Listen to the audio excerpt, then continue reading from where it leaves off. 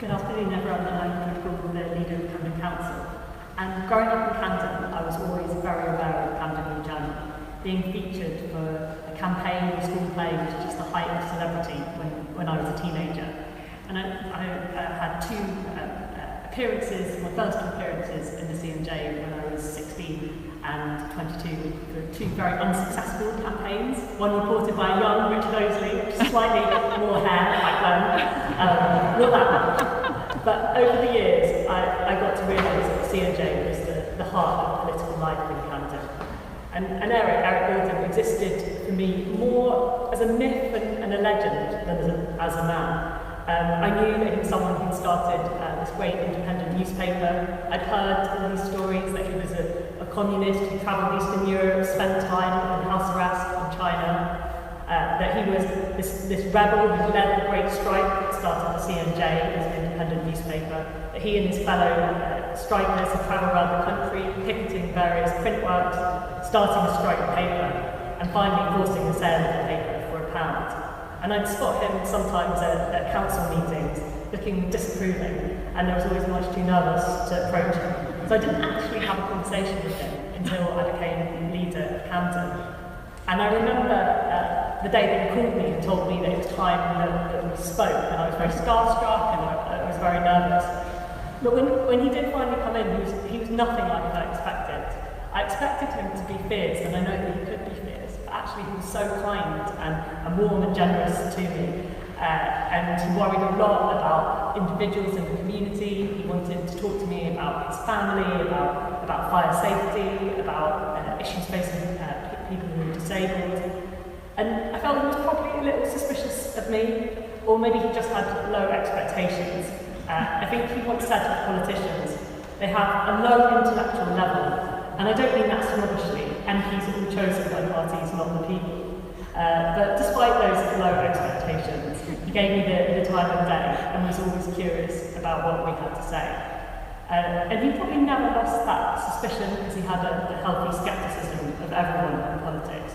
But I think he knew that I cared about the CNJ. So after that, he would ring me, always from his house phone, always at random, to tell me off, to tell me how I should have done something differently, to ask for help for someone who was in need. But I learned through those calls, the winding road that we just heard about, that he had so many different interests, that he loved the arts, that he loved culture, and I suppose that I would always end up telling him too much in those wide-ranging conversations. And speaking to councillors, many of our memories are the same. Awali, who's a councillor in Holborn, said he only had one conversation with Eric, which is when he was at planning committee and called Boris Johnson a feckless fun. And at the end of the meeting, he got a little tap on the shoulder and said, "Good speech," and calm, which was his stamp of approval. But I know he was always watching.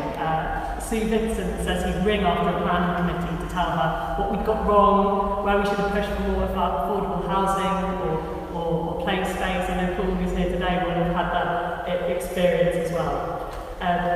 But my last conversation with him was just a few days before he died, and he was fighting a parking fine from Camden. And he'd not lost any of his passion. He was telling me that he was going to build a coalition, take it right to the House of Lords, and that I would never hear the end of it. And I'm really delighted to say that he won that last fight, supported by Sam, as he won so many over the years. And Eric was one of Camden's great radical figures. At 89, I believe he was the oldest editor in Britain, and the legacy he leaves behind with the Camden New Journal is extraordinary. He was a man with a big socialist vision that he poured into Camden and into our community in Camden. And I think his legacy exists in this rigorous independence of the CNJ, the commitment to digging deeper and investigating, the space for local stories and the letters page where the whole community sends their views. And it's a true community newspaper when too many disappeared. And he mentioned great journalists, you can see some of them in the back rows, who could have gone on to bigger papers, but chose to protect that spirit of independence and community, because he created something worth investing in, something that was worth fighting for.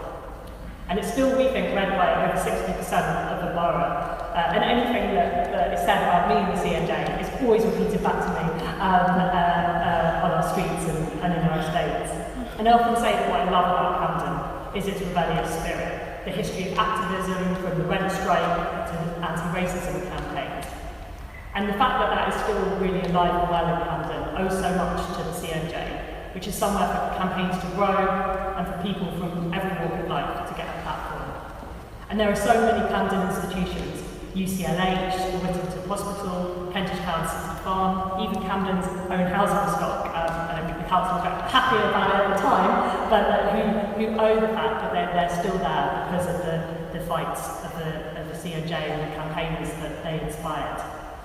And it may mean for me that as a council leader and for our council, we get more criticism, a lot more scrutiny, but it does mean, I think, that we're better public servants as a result. And I think most importantly, the Camden New Journal, through Eric's leadership, tells the story of our community with compassion. And I know when we lost a young man in Kilburn to knife violence, his family called me in floods of tears because the way that the national newspaper had stereotyped him, had reduced his life to just a stereotype. And I knew that if I introduced them to the Camden New Journal, that they would tell that story with humanity and that the family could trust them.